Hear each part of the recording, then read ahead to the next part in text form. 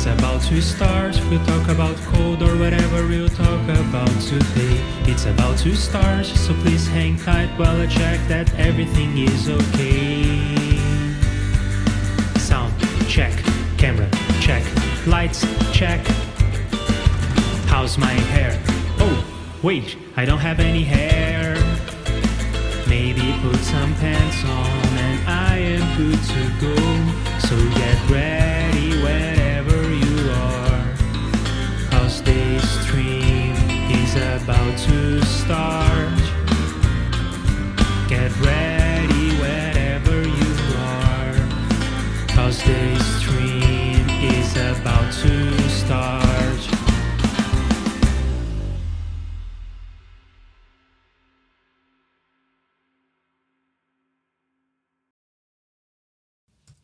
Hello, my name is Leandro Facchinetti, and let's write some code together, shall we?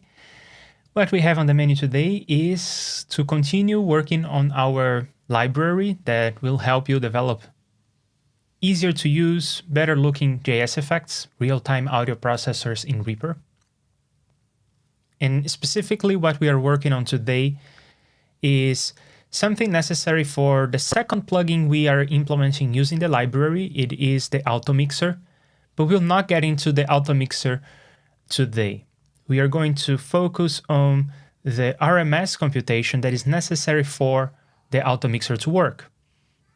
And the RMS computation is part of our library that other people can reuse. There are two things that I want to do in the RMS computation today. They are here on the screen. The first is to change and I guess improve the way that we are handling the number of channels per frame in this RMS computation. And I will explain that in detail in a moment. The second thing that I want to do is to allow you to change the length of the window.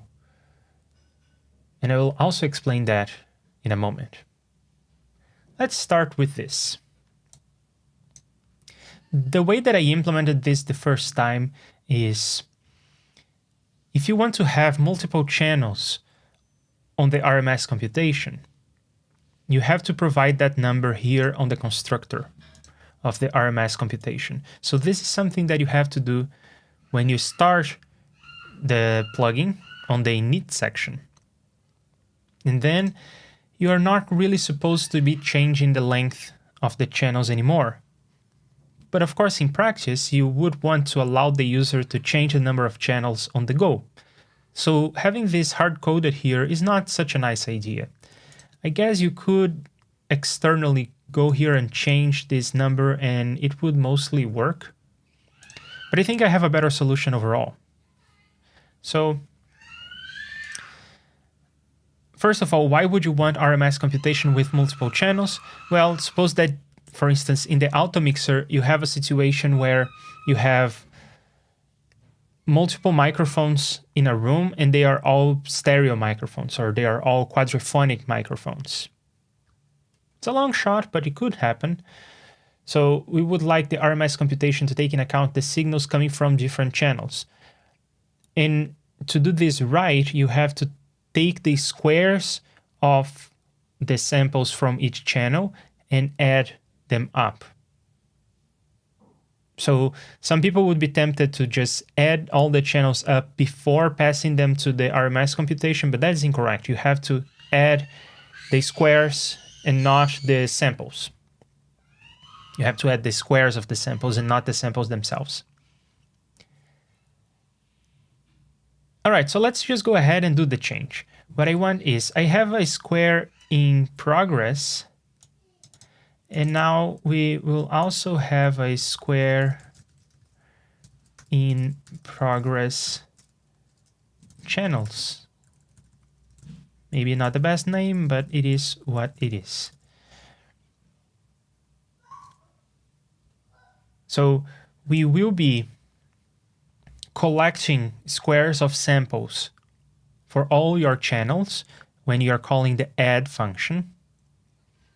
And after you have collected all the channels, you call the advance function, which will compute the new running sum of squares, the new RMS, and so on.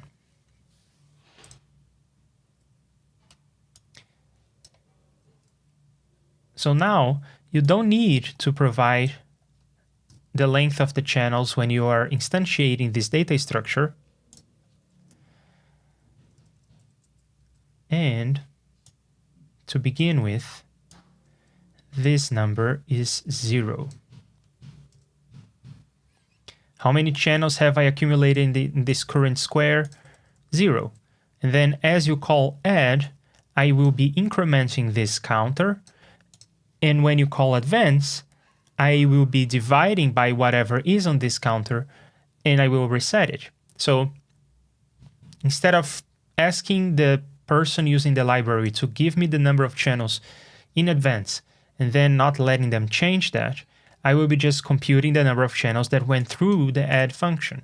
This is potentially slightly slower because there is more stuff to keep track of, but I think that overall it's a win. We'll see.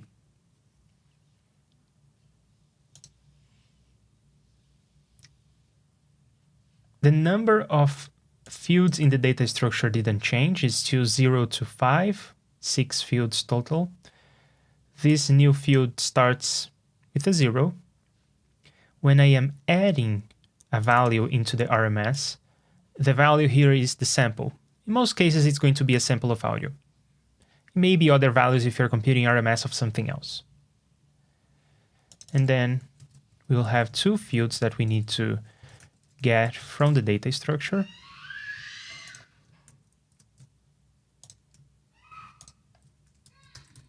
And there will be 2 fields that we'll be writing to the data structure at the end. And this will be updated with +1. So effectively what I'm doing is I'm counting how many samples you have passed to add, how many times this function has been called. Just like that. When advancing, I will need to get a hold of the square in progress as well as the number of channels in that square.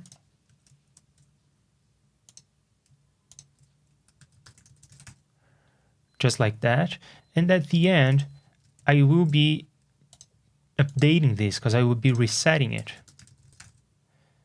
Just like that. And then let's see the place where we compute RMS. That's here.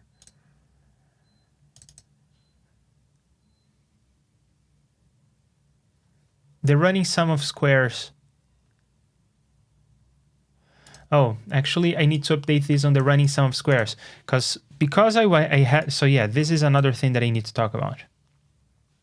Before, I had this number of channels as a constant. In fact, this thing needs to go away because it's no longer part of the data structure.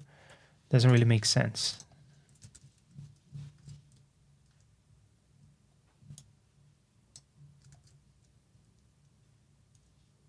Okay. Because this was a constant, I could just put this here when computing RMS. But because it's no longer a constant, it is actually part of the information in the running sum of squares. So I need to, when I add this square in progress, I need to divide it by the number of channels here. In the end, it doesn't matter where I do this division, if I do it when adding things up or if I do it after I have added everything up. It amounts to the same. It is the same as saying that something like 1 plus 2 divided by 3 is exactly equal to 1 divided by 3 plus 2 divided by 3 because of the distributive property of division. So that's what's up here. That's what's happening.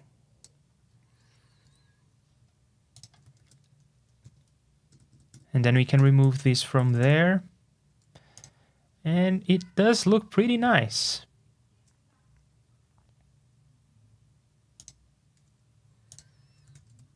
Let's review these things because they are the nitty-gritty and you have to get them right. If I declared as local all the variables that I need and that sort of thing.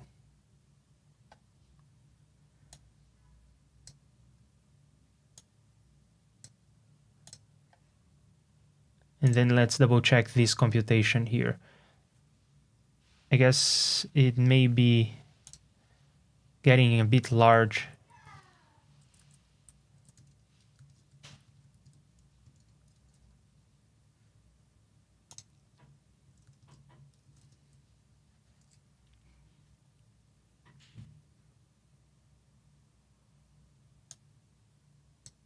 Oh, and when I reset the square in progress, I better reset the number of channels as well.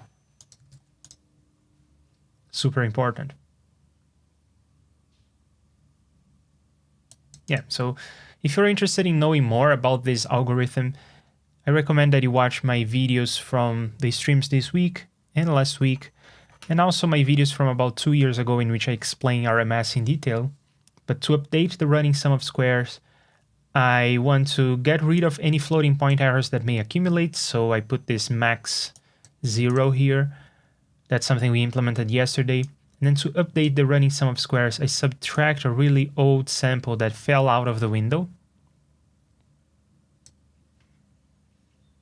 And I add the square in progress divided by the number of channels in that square.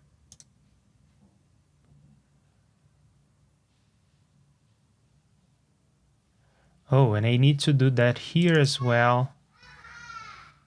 And there as well. And yeah, I think it may be smarter if I just change the square in progress like so.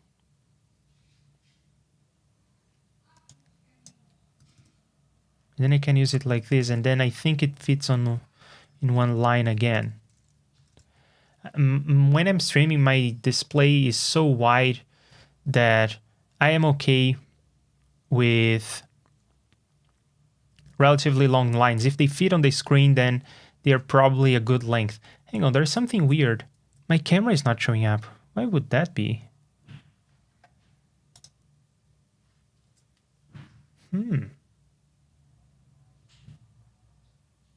That's very weird. At least you can hear me because I can see the bars moving. But my camera is not showing up. And it was showing up in the beginning of the stream, so what's up with that? I don't know. I guess you would just have to not see me today. Should be okay. But that's odd. Is it perhaps because it is so warm here? The weather is warm. I have my lights on. Because of sound, I keep all the windows and doors closed. It's really warm in here. Perhaps my camera just shut down because it was too hot. That can happen, I hear. Anyway, let's just continue without a camera. I'm a disembodied voice who talks about programming. How about that? Yeah, I have disappeared. But hey, Tail, it's great to have you here. I'm glad you can join me on this ghost programming session today. It will be really fun if I'm making all these things like closing windows and not turning on AC and everything for the sound to be good, and then the camera dies because it is too hot and then it shuts off automatically. That would be fun. Anyway.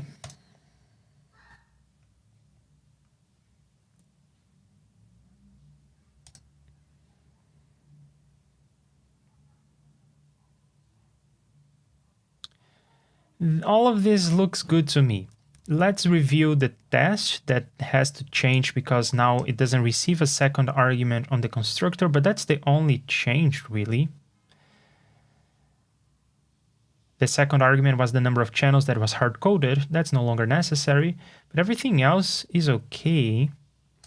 So the test should still be passing.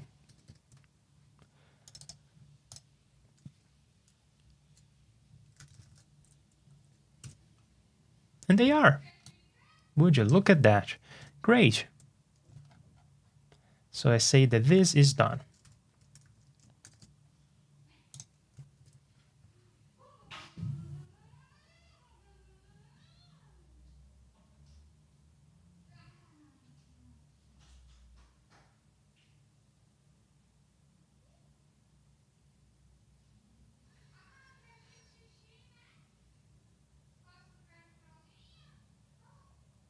All right, all of this looks good to me. So let's move on to the second thing, which is much harder. I think it will be much harder anyway. We'll see. And that's to allow changing the window length. When you're computing RMS, you are computing the squares and the mean in the root of a bunch of samples. As it stands, we are taking this window length and we are allocating a circular buffer to store a bunch of squares that will be necessary for this part where we get rid of old data. We are just allocating this much of memory. So we are allocating, for instance, let's say half a second worth of memory. And we compute the RMS over this window length. There is no way for you to have a smaller window or to adjust the window after allocation. When you create the plugin, you set this window length and you cannot change it later. Of course, when you have something like an auto mixer, you would like to have access to this window length and you would like to give this as an argument, as a slider to the user so that they can decide the window length. Longer windows will make the plugin react more slowly, but will make the transitions in volume more subtle, and faster changes or smaller window lengths can be useful if you want things to react faster and you don't care too much if the volume changes can be noticeable. And that may be useful if you have some sort of situation where you would have feedback on microphones. You would like the reaction to be relatively fast. If you have a live situation and you're using the auto mixer in that context, perhaps a smaller window would be advantageous. So we still have to receive this window length as argument on the constructor, and that will be our maximum window length. Because we need to allocate this much of memory, so I'll say that this is the maximum window length. But we also need a notion of window length as part of the data structure, I think. Well, let's take a moment to see where this is used, because I think it's only used in one place.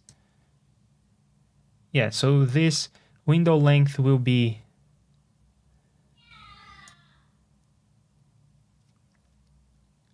this field, or it will be used as the size of the circular buffer for this field. And this field is used here, and then we get the length of that, and we use it in two contexts. The first is to take the mean. I have a running sum of squares of samples, and I need to take the mean and I divide by that length. So this is a place where we are hard coding the window size because we are using this. And this is another place where we are getting rid of the old sample that fell out of the window. Well, that is determined by the window size, isn't it? So let's, instead of hard coding this and using the length of the circular buffer, let's have a field for this that will, that will store the window length that we are interested at the moment. So it may be the case that you have a big circular buffer of 500 milliseconds, but you are only computing the RMS of the latest 100 milliseconds worth of samples. You still have to allocate that much memory and you still have to maintain the circular buffer and everything, but you don't need to necessarily consider that big of a window when actually computing the RMS. Let's add a field. Where do I want to add it? I have to think for a moment. Well, we have our square in progress, and all of this is completely unrelated to the window. Then we have our running sum of squares that is a bit related to the length of the window.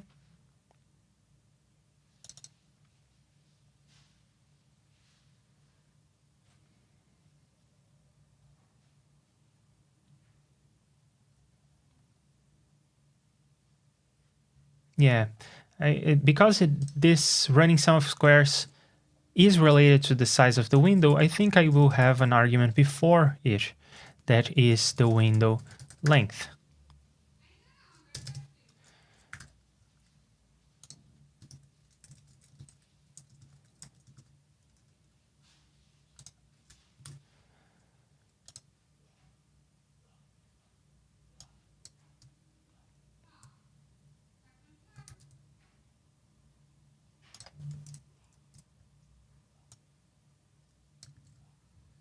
And I think that to begin with, that window length can be the maximum that was given. So if you don't do anything with this field, you will just get an RMS of that length, and that's fine. The behavior is going to be the same as it was when we started. But if you want, you can set this from outside. You can go and set this value, and then the RMS computation will respect that.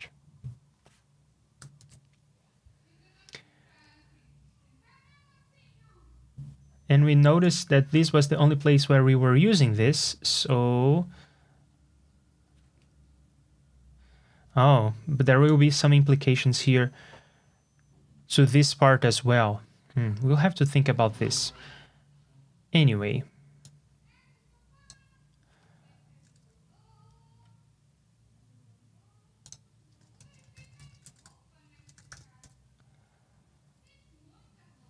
We don't need that, but we need this.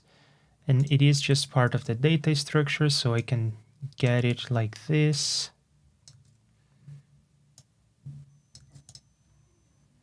I think that that will work. And then anywhere where I see this, which is only those two places we determined before, I will instead do that.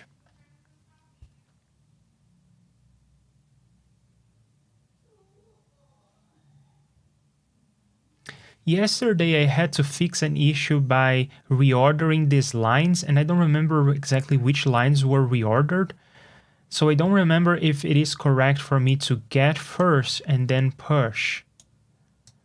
But I think it should be correct.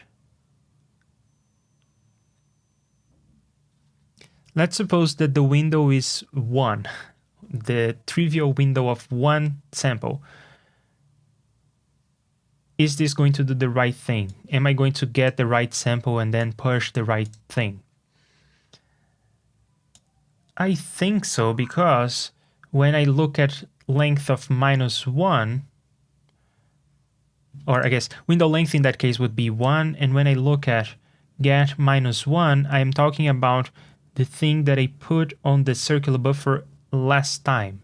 So I want to push after get. And that's typically what we want to do. We typically want to get first, then push. Because otherwise you would be overwriting data, right? That it would be silly to not use that place in memory. Overwriting it before trying to read it. So yeah, this seems about right. You could check your Git history to check the previous order, just saying, true enough, yeah, but I decided to just reason about things and see if they made sense. And I think they do. I think they do make sense. And I think I had to reorder stuff like this squaring progress, it had to go down. Something like that. Okay.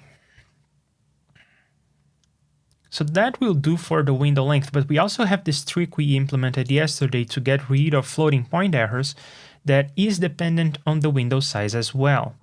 Specifically, it was dependent on this right index that used to be enough to determine if we had completed a window. But now it's not. It's not enough because our window may have a different size. So it's not necessarily the case that the right index being 0 means we have a whole new window in the clean running sum of squares. That's annoying.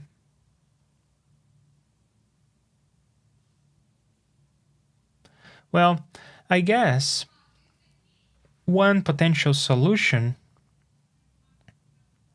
would be something that is probably even more straightforward when you look at the code, but yet again, it's to introduce a counter. Oh well. In the end, it may be that this introducing counters left and right will make things too slow, but we'll see. So we'll have a length of the number of elements that we have accumulated in the clean running sum of squares.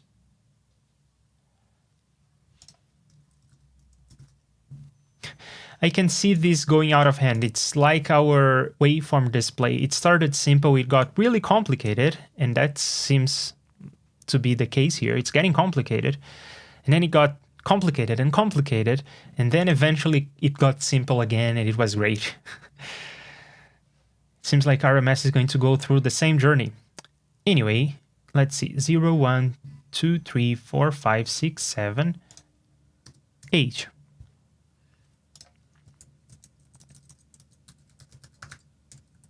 The length to begin with is 0. When we are adding stuff, we are just touching the square in progress, not the running sum of squares, so we don't have to worry about it. When we are advancing, we need to also get the length.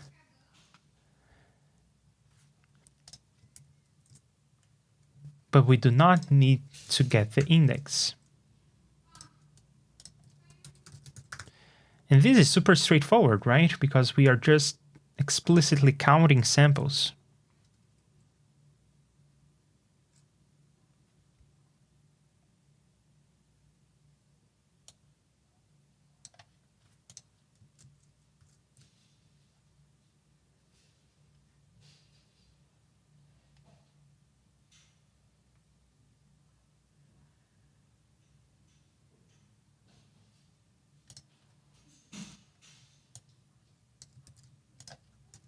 And anytime that we update that, we have to remember to update this as well.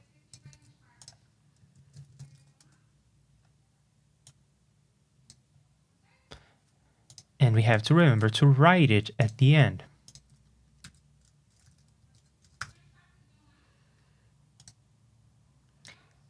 So now we have a counter of how many samples have been accumulated on this clean running sum of squares. So when the length of that clean running sum of squares is equal to the window length,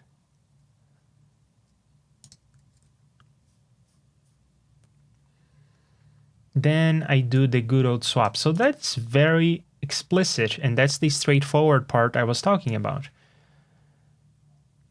It's very explicit that I am reaching the window length, and that's why I'm able to do the swap.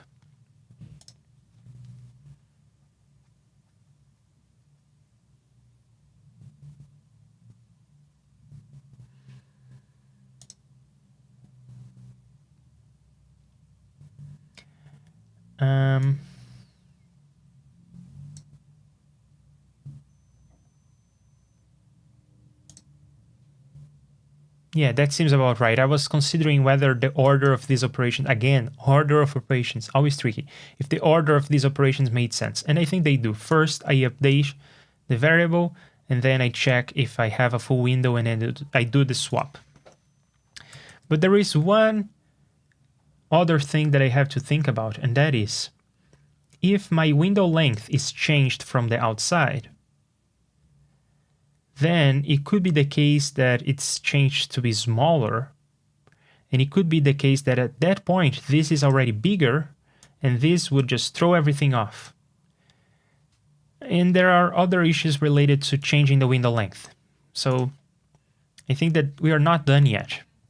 But let's review what we have, see if our tests are passing, because so far we are not changing the window length from the outside. The tests should still be passing. Let's review everything, see if the tests are passing, and then we move on to the next part, which will be, I guess, even trickier. Anyhow, let's review this.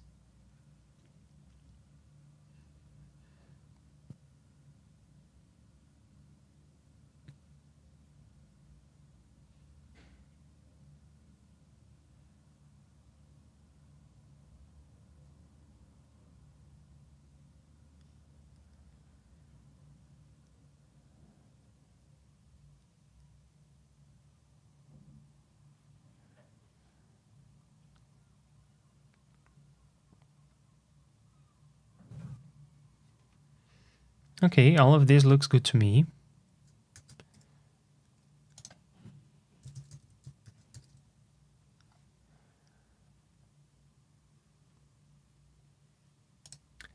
And are the tests still passing? Yes, they are. Great.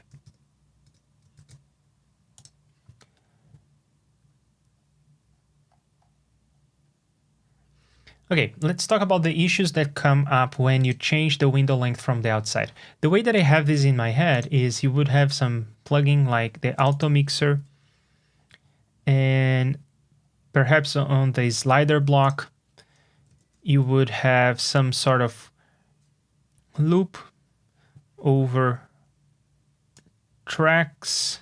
So I guess it would be over all of the tracks. So something like this. And then we would get the window length. And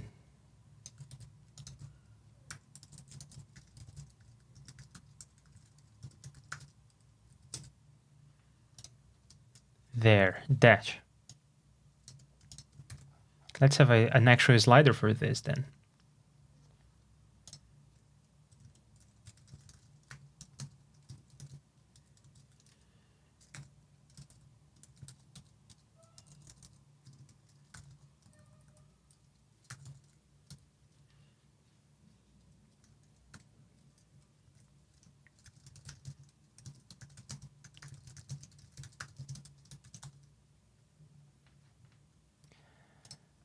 I guess I would call this reaction time. I don't know.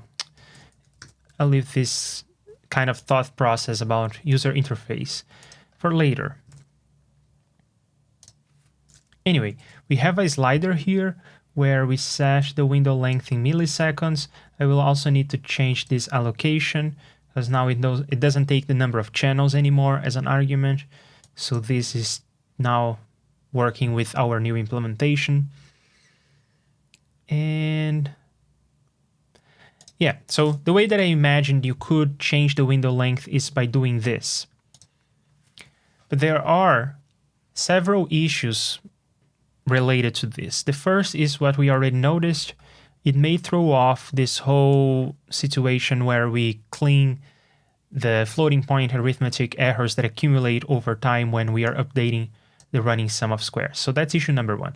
But issue number two is that momentarily this window will be different from the window used to compute the running sum of squares. It actually invalidates the running sum of squares as it is.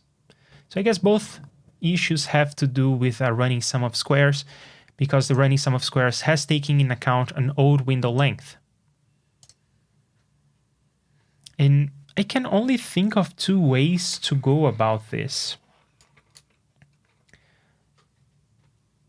And I guess they both involve having a function that allows you to change the window length. But yeah, both ways require a function because in both situations I will want to have sort of a setter function, so to speak, because I will want to do stuff besides just updating this field. I will want to deal with the running sum of squares, the running sum of squares clean, and even its length. I will want to update all these values when the window changes. So I will need a function that will be a setter. And I can think of two ways of implementing this function. Hello, Bo. It's great to have you here. Unfortunately, you cannot see me because it seems like my camera is off. It was on in the beginning of the stream. It's off now. I don't know what happened. But anyway, it's good to see you, even if you cannot see me. And I guess I'm not really seeing you. I'm just seeing your avatar, but it's you. It's nice to be in your presence. Right, so let's have this auxiliary function. I could perhaps have it here because it has to do with the setup. I think that this code will appear in the init block for the most part, and this code will appear on the slider block for the most part, and then this is going to appear on the sample block. So I'm going more or less chronologically here, from top down where you would use the functions on an actual plugin. Anyway, set window length, I don't know, window length.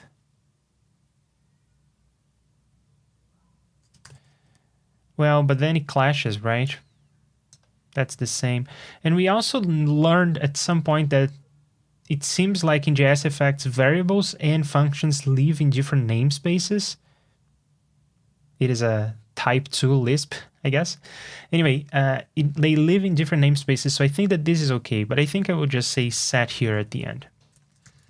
Anyway, that's a minor point. And I don't think I have any other setter function like this. Well, I kind of do, but that's for a bitmap, which is a bit different. And I have a reset. Yeah, but I think that this convention will be fine for us. And we will need local variables on this implementation.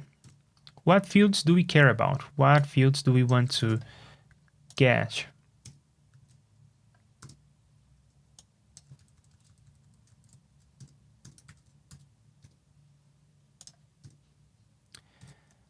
Do I want to get the square in progress?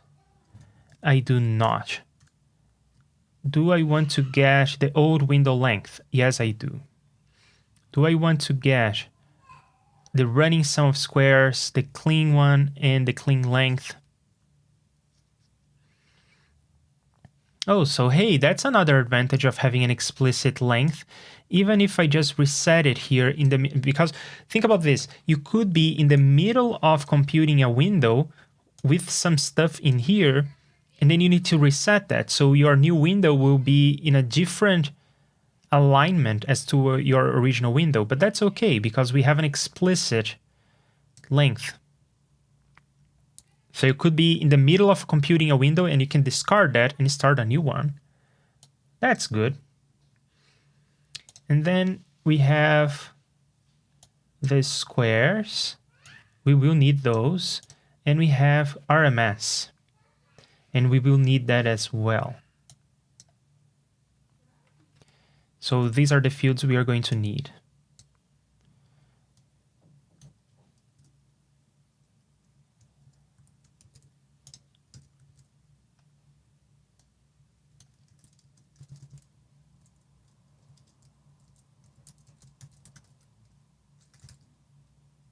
Oh, and I forgot to pass as argument RMS here. I will do that in a moment.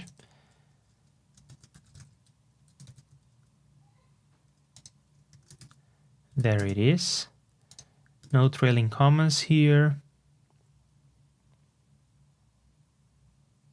Or are they okay? I forget. Are they okay? Come on, not a single one?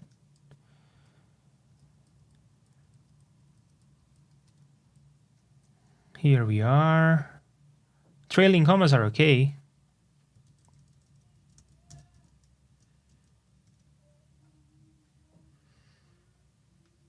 Trailing commas it is. I like trailing commas. Anyhow, we received the RMS and the new window length. We retrieve all the parameters we'll need.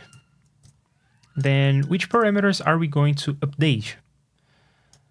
Well, for sure the window length, the running sum of squares, the clean one, the length, the squares will not update, and the RMS we will update. So that's that.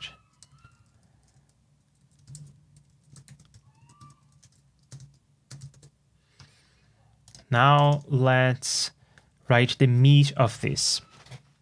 For the clean running sum of squares, because it is just a floating point kind of situation that it is not like super essential, I think I will get by just resetting it to 0. Easy enough. Then for the running sum of squares, this is the place where I have two approaches in my head. I can either discard the current running sum of squares and recompute it from scratch using the squares in the array, in the circular buffer, I should say, in the circular buffer. I can either do that, or I can subtract. So if the window is getting smaller, I can subtract the squares that fell out of the window from the running sum of squares. And if the window is getting bigger, I can add the squares into the running sum of squares. So I can adapt the current running sum of squares.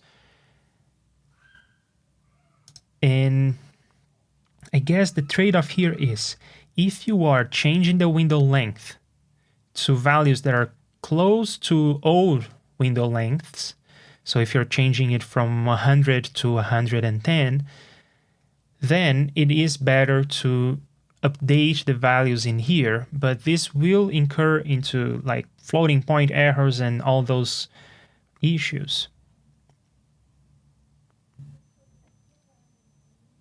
But that's if we are choosing window lengths that are close to one another, then updating the current running sum of squares is advantageous because we will be doing less work. On the other hand, if we are changing the window's length to values that are far apart, it may be, and especially if all of these values are small, it may be advantageous to compute the running sum of squares from scratch.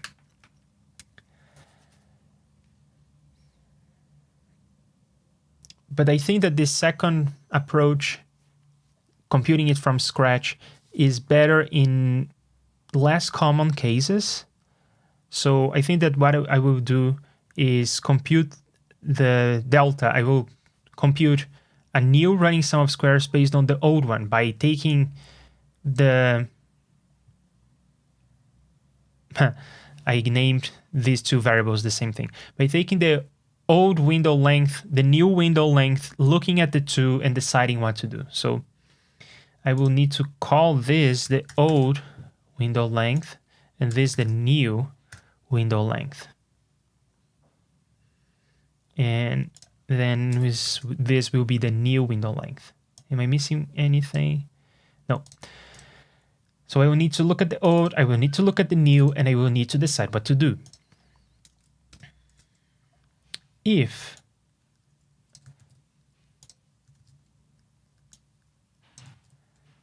the new window length is smaller than the old window length, it means I will need to remove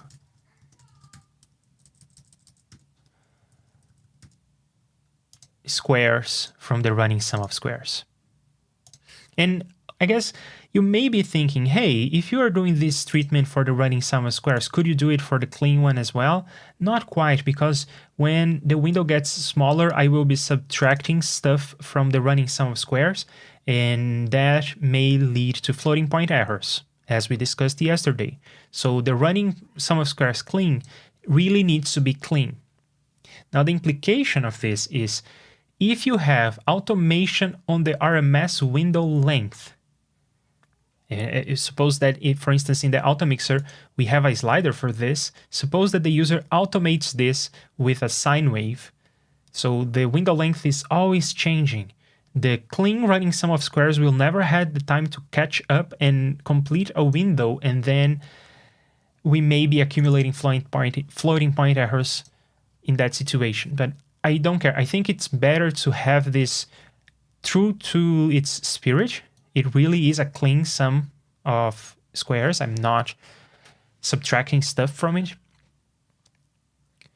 So this is true to that, but if you have this very weird edge case of automating a window length, and you're not automating by changing it in steps like, oh, in this part of a hour-long conversation, in this 30 minutes, a smaller RMS makes sense, and on these other 30 minutes, a larger RMS makes sense, which is already a very weird edge case, but that is okay, because it will change here the running sum of squares clean to 0, and then it will have time to catch up in the next 200, 300 milliseconds. That's fine.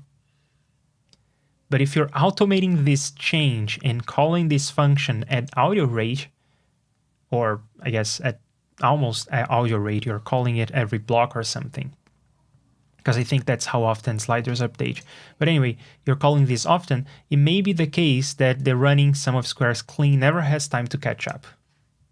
I think that this is such an edge case of an edge case of an edge case that I will not care about it. Right, so here I will have to do a loop. And I will have a square offset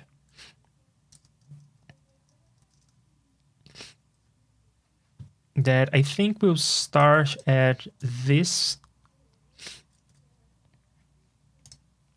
And how many times, oh, and I will need to update it.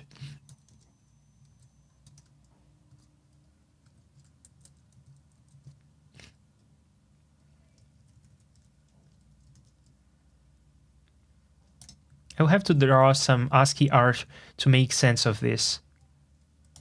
But let me first check what you all are saying. Oh, I'm glad you're doing okay. I think trailing commas were okay in local, but not for function arguments. I think you are right. I think that maybe even for function arguments, it's okay, but for function calls, it's not. Let me check.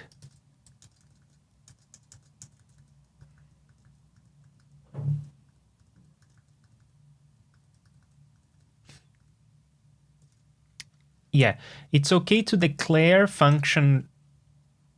So it's okay to declare functions. It's okay to include trailing commas in function definitions. It's not okay to use trailing commas when passing arguments on function calls. So given that there is this weird behavior, one could argue that using trailing commas is a bad idea because it's not supported everywhere. It's very odd that it's not supported everywhere. Anyway, I will use trailing commas where I can because I like them. Or at least I am using them now. Who knows? These things change. Right, so here I am. Let's draw this ASCII arch.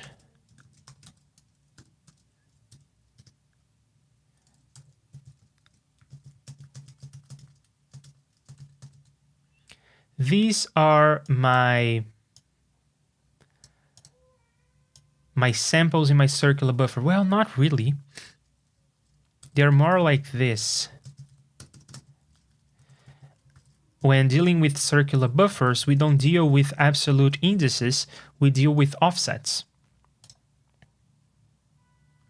Where one sample ago is -1, 2 samples ago is -2, and so on. And when I say samples, I guess in this case, 1 square ago is -1, 1 square ago is -2, and so on. Let's say that my old window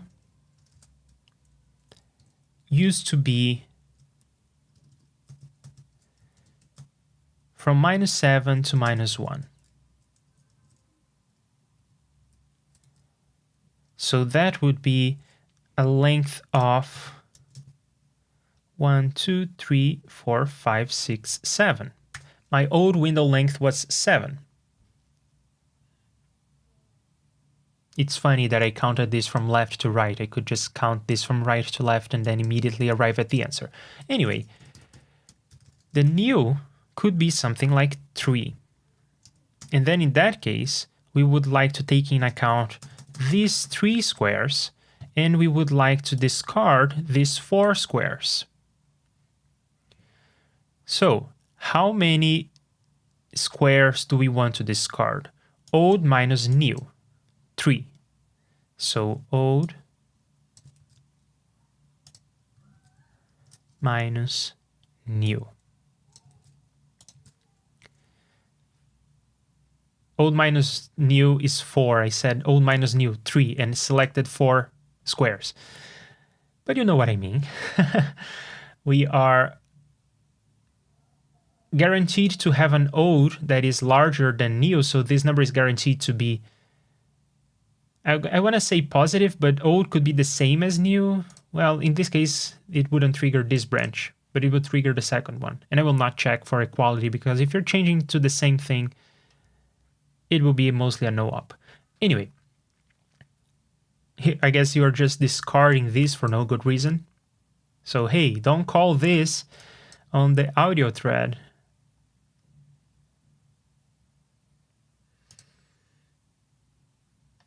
Okay, this seems about right to me.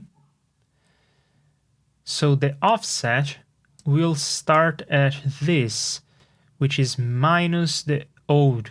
So it will start at minus 7. That seems about right. And it will loop for 4 times. That seems about right too. And then what do? We take the old running sum of squares, and we will subtract the stuff that fell out of the window. How do we get that? We do circular buffer get of RMS of squares minus, oh no, the offset is already negative, so it's just this. So this will get minus 7 to begin with. Next time it will be plus 1, so minus 6, minus 5, minus 4, and then that will be that. Great. That seems correct to me, but I will have to write a whole lot of tests to be confident about it. Now let's do the other case in which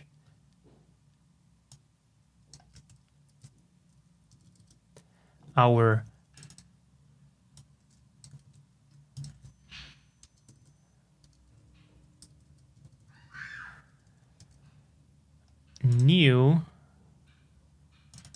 our old and new are swapped. So it used to be the case that we took in account these 3 samples, but now we need to take in account more samples.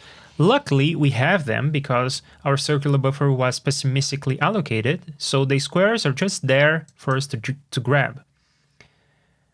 And I guess in this situation, the offset, as well as the loop, they have exactly the same setup. Well, not quite. They don't have exactly the same setup, because this minus 7 is now that. And this should be inverted as well.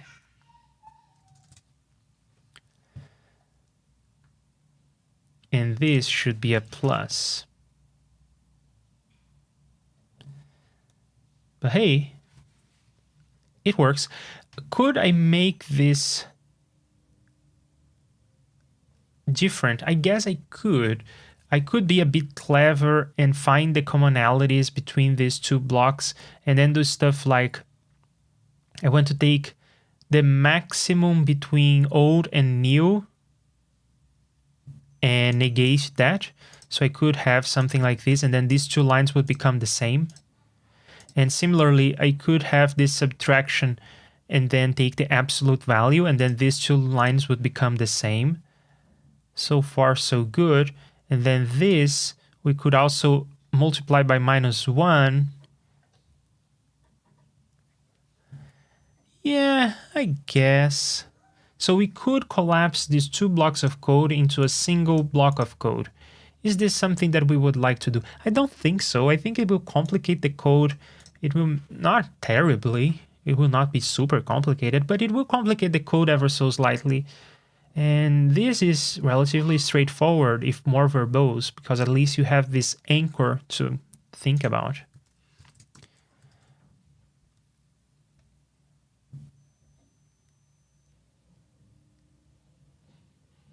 Yeah, there you have it. I think that that will do.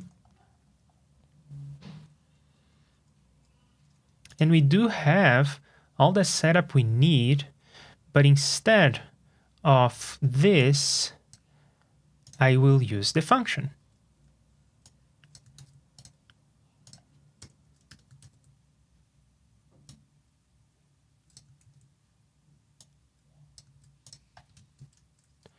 And this may not be ideal, so I'll leave myself a to-do here.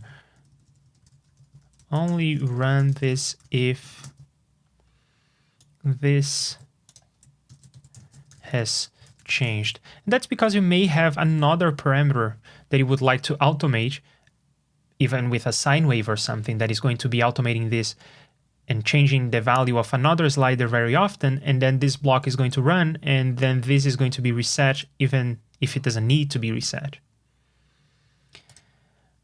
And I could have a guard here where I check for this. That would be kind of cute. And it would prevent everyone who is using the library from having to check. And this is not something that should be called too often anyway, so the extra check is probably not a big deal. I will do it. So if the window length is different from the old window length, then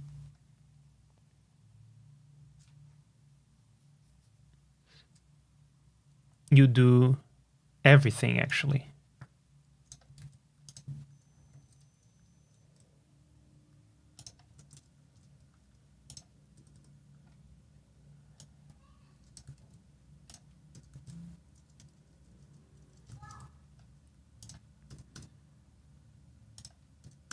I really wish that there was a way for me to say return in JSFX, where I could just halt the execution of a function right then and there, but I don't have that, so I have to do this block that spans across the whole function body. I think this is the most elegant way I can think about writing this. So if the window length that you are setting is different from the old one, then do this whole work. Otherwise, just skip it, and now we are good. We don't have to do that here. And it's still kind of silly that I will be doing this loop, but yeah, whatever, it's the slider block. It can afford being a bit slower. And it's mostly calling a no-op anyway, so it's just the loop setup that is the expense. It's not too expensive. It should be fine. Right, so how do I test this? First, let's see if people caught mistakes. Okay. Let's see what we have. Let's review the code before trying to test it. We have the window length here. And I think I should have this maximum as a variable. Oh, and this definitely should be the RMS window length.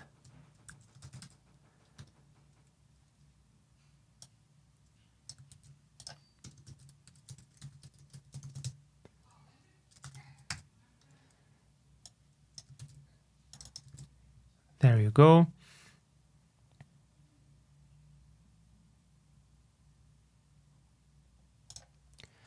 Looks okay to me. Let's see the changes to the library. It is just the new function. Let's review the new function real quick. Oh, this is old. New is coming from here, running sum of squares, the clean, the length, the squares, the RMS. Oh, I forgot to update the RMS. Yeah, once we have the new running sum of squares, we need to update the RMS. Oh, and this variable is clashing with this one. So this needs to be RMS, RMS, like this. The more I do this, the more I hate it, but hey, there you go.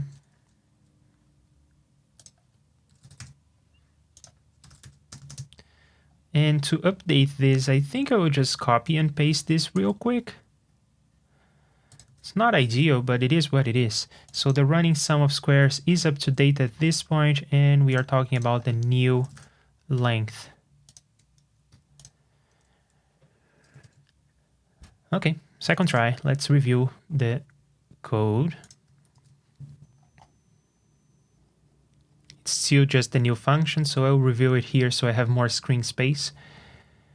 That is okay. This is fine.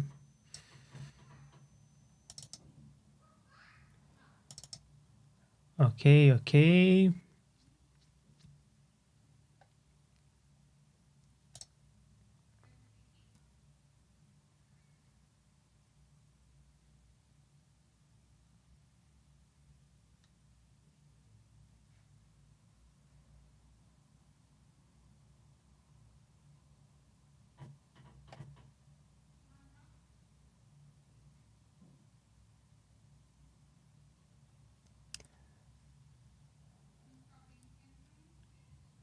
Yeah, all of this looks good to me. I approve of it. But let's give this a try. So I will have a sender and a receiver in the auto mixer.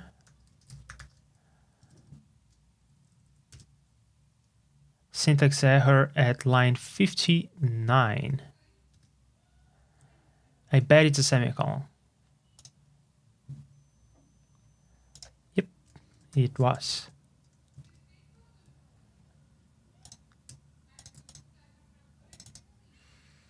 Now it's okay, it's sending to track 1, and this RMS window length should not be showing up on send mode.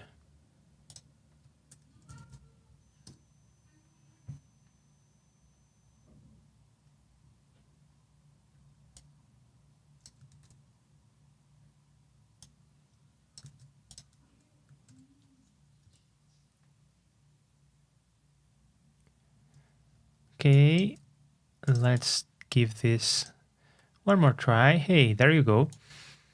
So this is in send mode, track 1 channel, it's sending. And this is in receive mode, and it is receiving, and it is computing the window length. Great. Let's have another sender. This will be sending to track 2, and it will have a tone generator. So now it is sending the sine wave. I can see that the right channel, because the thing is in mono mode, the right channel is passing through. The first channel is being sent. And I want to auto mix the 2 tracks. And when I speak, this goes, it bounces a little, and when I stop speaking, it gets back to -12, which is the loudness of my tone generator, because I should bring it down to be more in line with my microphone. There you go. That seems about right. Now, if I make this window shorter, it should be bouncier, and it is bouncier. It's moving more, it's moving faster along with my voice and everything. And if I make this longer, it should be smoother, and it is smoother. So there you have it. It's not a scientific proof that the thing is implemented correctly, but it is holding water. And tomorrow, what we'll do is completely change the strategy for the auto mixer.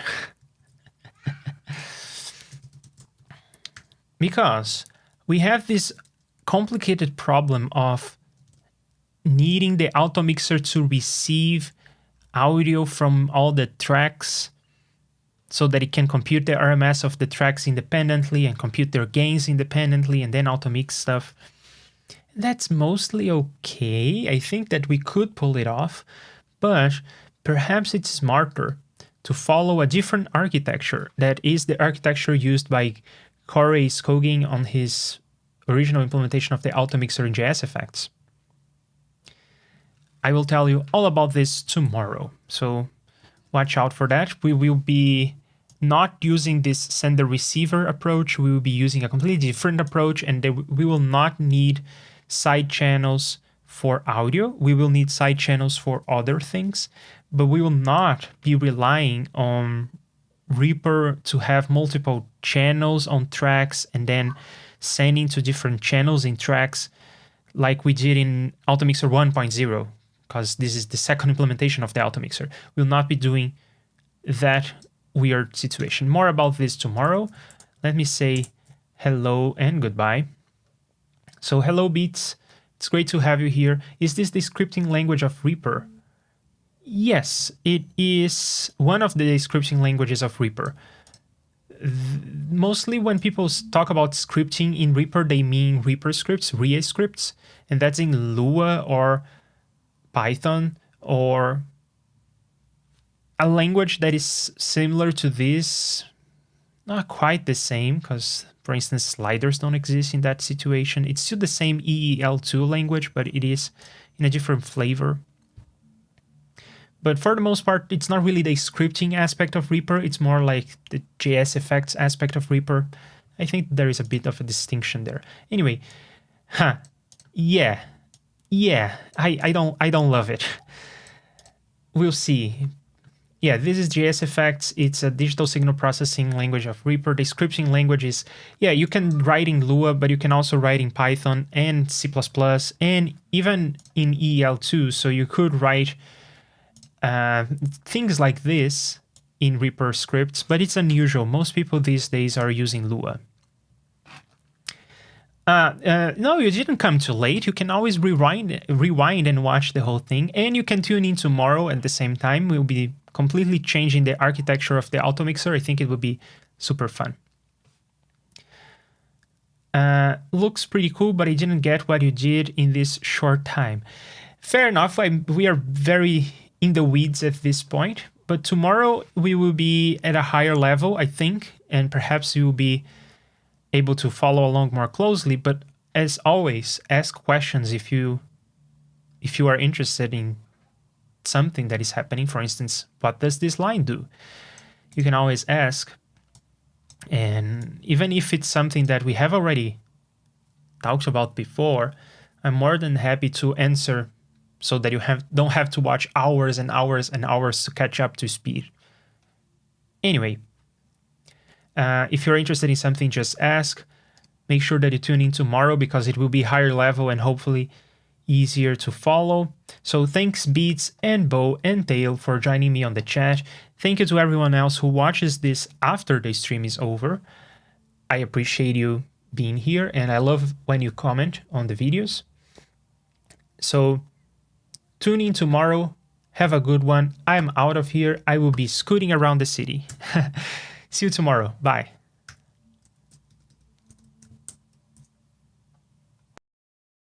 Thank you for watching the stream. You know how great it has been. Or maybe it sucked, and I am glad that you stuck with me. And soon we'll all be back together for some more coding or talking or chilling. The next time I'll be streaming.